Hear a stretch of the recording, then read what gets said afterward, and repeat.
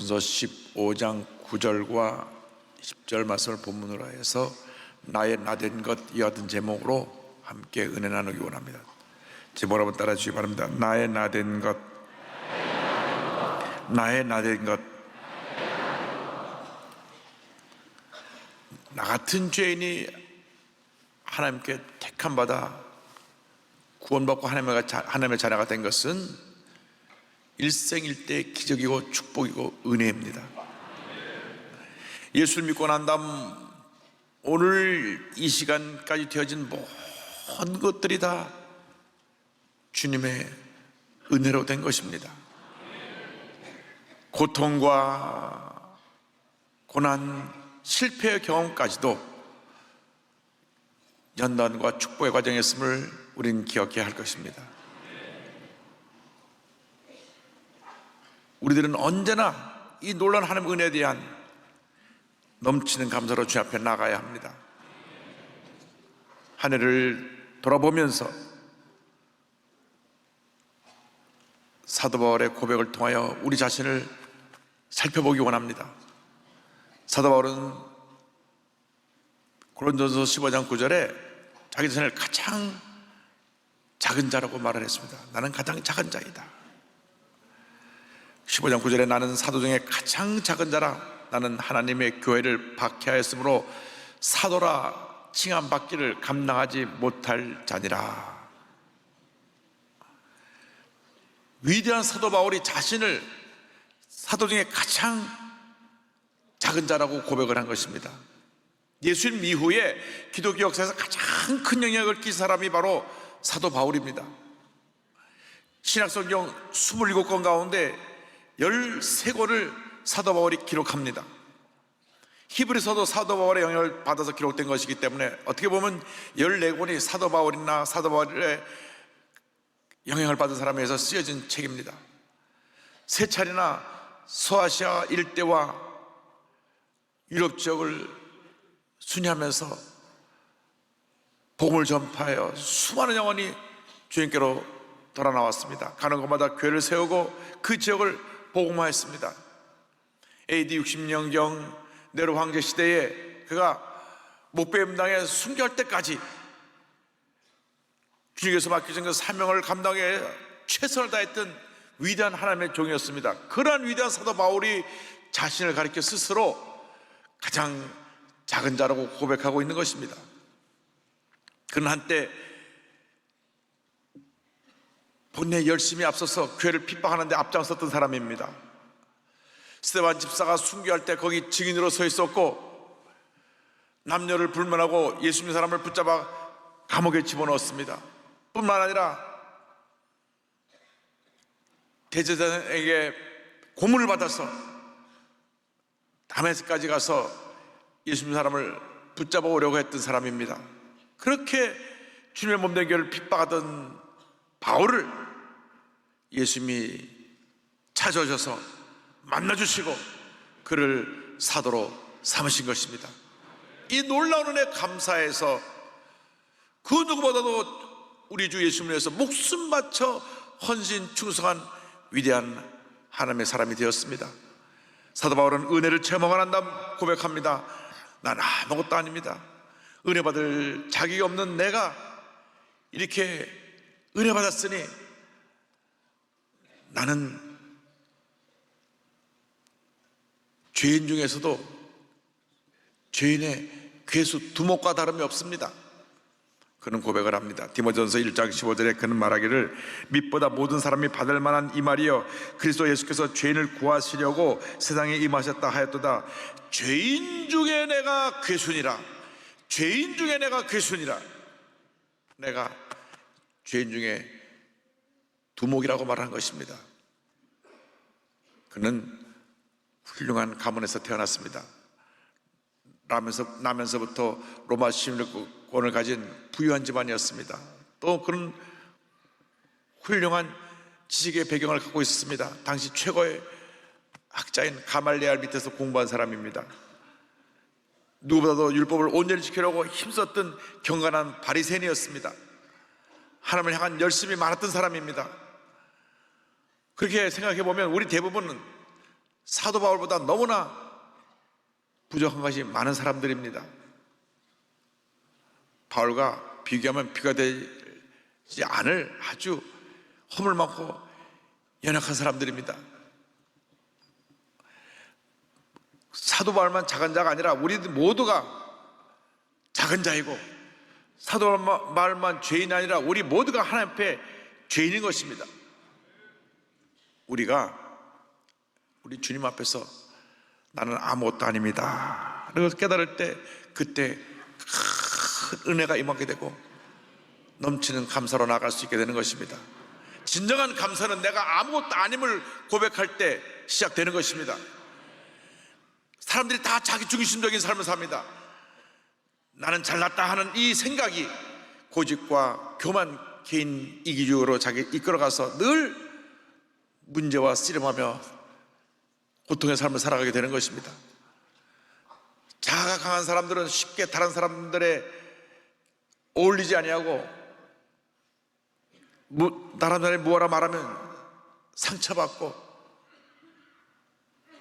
갈등이 생기고 서로 다투고 상처를 주고받는 그런 문제투성이의 삶을 살게 됩니다. 그런데 진정한 은혜가 나는 아무것도 아닙니다, 그 고백이 있을 때 내게 다가오게 되는 것입니다.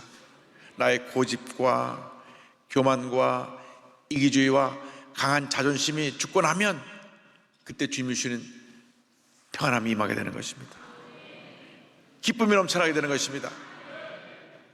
그래서 고린도전서 15장 31절에 사도 바울이 고백하기를, 형제들아, 내가 그리스도 예수 우리 주 안에서 가진 바 너희에 대한 나의 자랑을 두고 단언하노니 나는 날마다 죽노라. 나는 날마다 죽노라.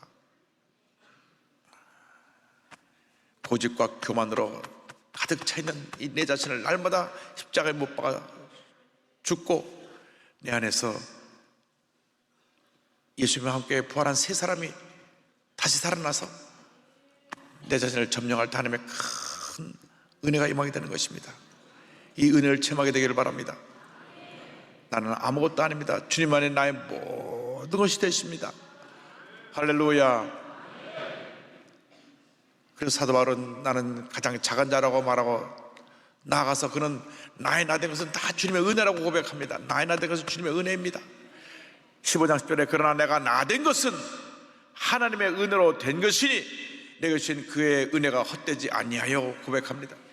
내가 예수를 믿게 된 것도, 사도로 부름받아 쓰임받게 된 것도, 내가 지금까지 살아 주님을 하게 된 것도 모든 것이 다 주님의 은혜입니다. 사도 바울은 고백한 것입니다. 오늘 내가 이 자리에 앉아있다는 이 놀라운 사실조차도 전적인 하나님의 은혜라는 것을 잊어서는 안 됩니다. 은혜 아니면 하루 한순간도 살아갈 수 없는 우리임을 우리는 고백해야 됩니다. 어떻게 보면 우리는 그렇게 주님의 사랑을 받고 은혜 받을 만한 자격이 없습니다. 그런 능력도 없습니다. 우리에게 무언가 조금이라도 좋은 것이 있다면 다 우리 주님이 주신 것입니다. 모든 것이 주님의 은혜입니다. 가장 작은 자, 아무것도 아닌 우리를 주님이 불러주시고 주님의 사랑받는 자녀로 세워주시고 우리를 통하여 주님의 일을 하고 계신 이 일을 생각할 때 우리는 첫째도 감사요, 둘째도 감사요, 마지막도 감사뿐인 것입니다. 이사야 43장 1절은 고백합니다. 야곱아, 너를 창조하신 야께서 지금 말씀하시느니라. 이스라엘아, 너를 지으신 이가 말씀하시느니라. 너는 두려워하지 말라. 내가 너를 구속하였고 내가 너를 지명하여 불렀나니 너는 내 것이라. 내가 너를 지명하여 불렀나니 너는 내 것이라. 내가 너를 지명하여 불렀나니 너는 내 것이라. 자격이 없는 우리를, 허물투성인 우리를 지명하여 불러서 하나님 자녀 삼으시고 이 같은 축복을 주셨으니 이 얼마나 놀라운 은혜입니까? 갚으려 갚을 수 없는 은혜를 우리에게 주신 것입니다. 우리를 죄에서 건져주시고 하나님 자녀로 불러주신 그 은혜에 우리는 감사해야 됩니다. 조건 없이 우리를 사랑하여 주시고 우리를 택하시고 함께 하신 그 은혜에 대해서 우리는 감사하고 무슨 일을 만나든지 무엇을 하든지 주님만 믿고 의지하고 나가는 우리 모두가 되어야 합니다. 세상은 우리의 약함과 허물을 보고 비판하고 조롱하고 물고 뜯습니다. 실수하고 넘어지면 일으켜 세워주는 것이 아니라 오히려 넘어진 우리를 밟아버리는 것이 세상입니다. 그러나 우리 주님은 그렇지 않습니다.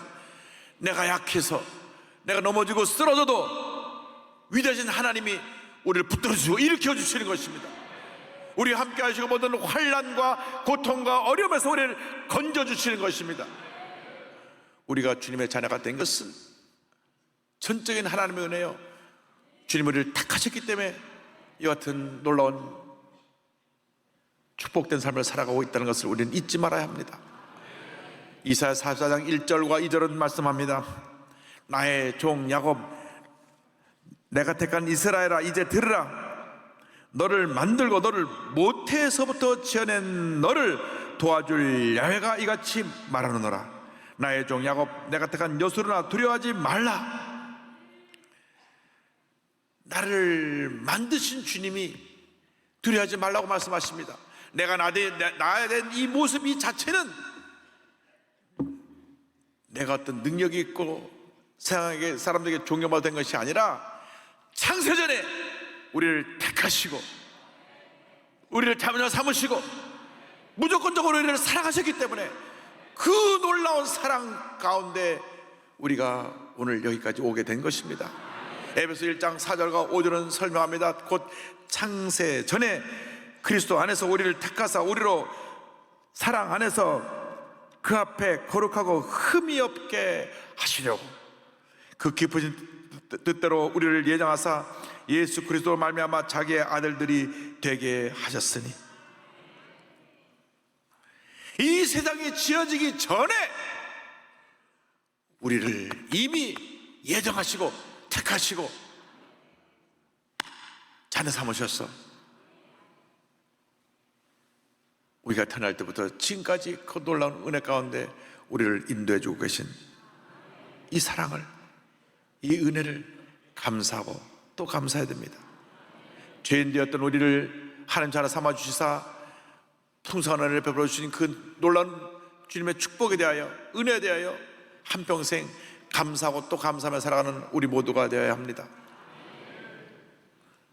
가장 작은 자인 우리를 택하여서 위대한 하나님의 자녀로 삼으신 우리 주님이 나아가서 한평생 우리와 함께 하시며 우리를 돌보십니다. 사도 바울은 한평생 함께 하신 하나님에 대하여 이와 같이 고백합니다. 고린도전서 15장 10절입니다. 내가 모든 사도보다 더 많이 수고하였으나 내가 한 것이 아니요 오직 나와 함께 하신 하나님의 은혜로라. 나와 함께 하신 하나님의 은혜로라. 나와 함께 하신 하나님의 은혜로라. 할렐루야. 나와 함께 하신 하나님의 은혜에 대해 감사해야 됩니다. 사도 바울은 죽을 고비를 몇 번이나 넘기고 말할 수 없는 환난과 핍박을 겪으면서도 함께 하신 주님의 은혜에 감사하며 주님의 은혜로 모든 어려움을 이겨내며 사명 감당하는 데 최선을 다했습니다. 그의 헌신을 통하여 소아시아, 지금 터키 일대, 그리고 유럽 전역에 복음이 전파되었고 수많은 교회가 세워졌고 그의 쓴 모든 서신이 오늘 기독교 신앙의 교리의 기초가 된 것입니다. 이 모든 것이 자기와 함께 하신 하나님의 은혜라고 사도 바울은 고백하고 있습니다. 우리가 지금까지 살아온 이 모든 것, 우리가 주님을 위해 행한 이 모든 것이 우리와 함께 하신 하나님의 은혜로 된 것입니다. 사업을 해서 사업이 성공했다고 하면 하나님의 은혜로 된 것입니다. 지금 사업이 어렵다고 하면 하나님께서 더 나를 믿고 의지하여 이 어려움을 이겨내라고 고난을 통과하게 하시는 것입니다. 우리가 인생을 혼자 살아가는 것 같아도 절대로 우리는 혼자 사는 것이 아닙니다. 주님이 우리와 동행하고 계신 것입니다. 우리와 함께하고 계신 것입니다. 절대 우리를 홀로 외롭게 내버려 두지 아니하시고 가장 힘들고 어렵고 고통스러운 고난의 밤을 지나갈 때, 환난의 골짜기를 통과할 때 주님이 나와 동행하시며 내 손을 꼭 붙잡아 주시는 것입니다. 밤잠을 이루지 못하고 눈물을 흘릴 때 주님이 곁에 오셔서 그 눈물을 닦아주시는 것입니다. 주님 나와 동행을 하면서 나를 친구 삼으셨네. 우리 서로 받은 그 기쁨은 알 사람이 없도다. 할렐루야. 승리의 순간에도, 실패의 순간에도, 좌절의 순간에도, 기쁨의 순간에도 언제나 주님은 우리와 함께하고 계십니다. 그렇기 때문에 우리는 주님 앞에서 나는 아무것도 아님을 고백하고 겸손해져야 되고, 세상에서는 가슴을 펴고 당당하고 담대해야 됩니다. 우리에게 다가오는 마귀의 유혹을 사탄아 물러가라, 흑암의 권세야 물러가라 내쫓아버리고 승리하는 삶을 살아야 될 것입니다. 구약 사무엘 시대에 미스바에 모여 저들이 금식하며 기도할 때 블레셋이 쳐들어왔습니다. 저들이 두려워 떨었을 때 사무엘은 하나님께 엎드려 간절히 기도했습니다. 하나님께서 사무엘의 기도를 들으시고 큰 우레를 보내사 블레셋을 물리치고 승리하게 만들어 주셨습니다. 사무엘이 승리한 다음 하나님 앞에 감사의 제단을 쌓습니다. 사무엘상 7장 12절은 이와 같이 말씀합니다. 사무엘이 돌을 취하여 미스바와 센 사이에 세워 이르되 야훼께서 여기까지 우리를 도우셨다 하고 그 이름을 에베네셀이라 하니라. 여기까지 우리를 도우셨다, 여기까지 우리를 도우셨다. 에베네셀 하나님, 그 하나님이 우리와 함께하고 계십니다. 어제도 우리를 도우신 에베네셀 하나님이 오늘도 우리를 도우시고 내일도 우리를 도우시고 영원토록 우리를 도우실 것입니다. 한번 택한 주님의 자리를 절대 주님이 포기하지 않으시고, 우리가 주님 앞에 회개하고 믿음으로 매달리기만 하면 한평생 우리를 돌봐주시고 은혜 위에 은혜를 베풀어 주실 것입니다.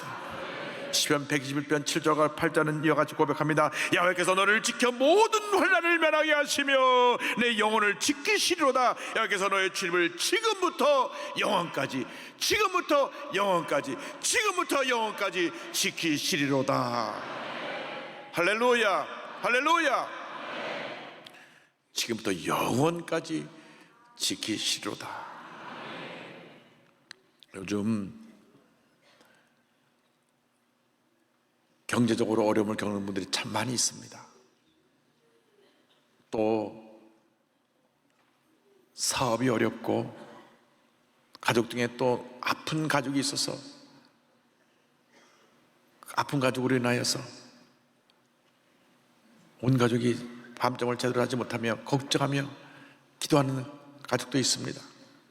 그러나 그 모든 어려움의 자리에 우리 주님이 함께하고 계십니다. 온 세상 사람들이 여러분을 버리고 떠나도 절대로 주님은 여러분을 떠나지 아니하시고 여러분과 함께 하시고 여러분을 붙들어 주시고 여러분을 통하여 주님의 놀라운 은혜가, 놀라운 주님의 역사가 이루어지도록 함께하고 계신 것입니다.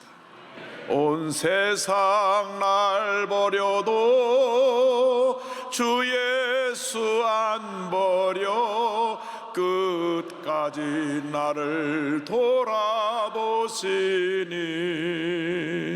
주는 저 산 밑에 백합 빛나는 새벽별 이 땅 위에 비길 것이 없도다.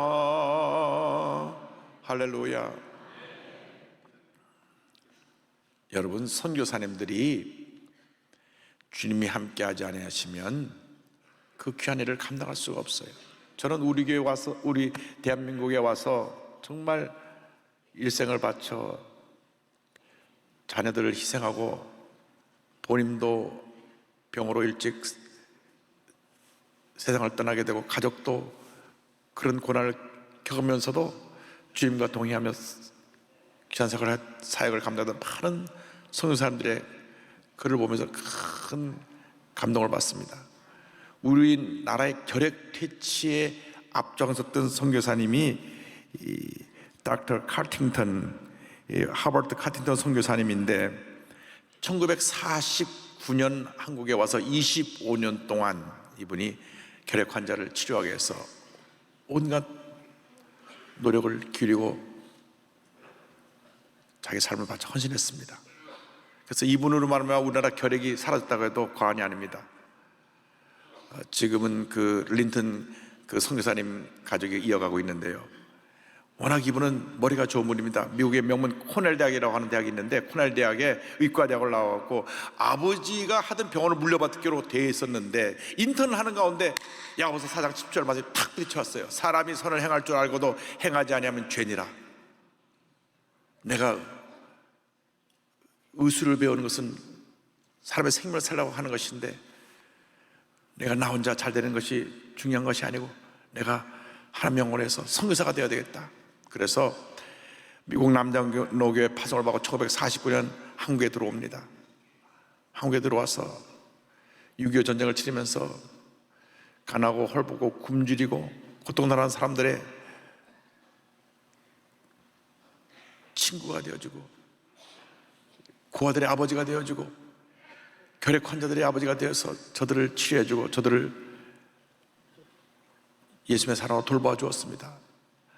그가 지나가면 얼마나 많은 거지들이 따라다니는지 그의 별명이 거지대장이라고 불리기도 했습니다. 그런데 참 제가 이분 감동받은 것은 25년 동안 한국에서 일을 하고 나서 1974년도 한국이 이제는 경제적으로 안정이 되고 이제 결핵 환자가 거의 사라지니까 한국보다 더 훨씬 열악하고 어려운 벵글라데시로 가서 거기서 25년 동안 더 사역을 하고 거기서 의료 선교하다가 은퇴하십니다. 그런데 그 과정 속에 아내가 되는 페이지 선교사는 한국에서 아이를 낳다가 분만 후유증으로 뇌분전증을 앓다가 파킨슨이 오고 치매가 왔어요. 그런데도 늘 주님과 함께 하시는 그 은혜에 대해서 감사하며 이렇게 고백을 합니다.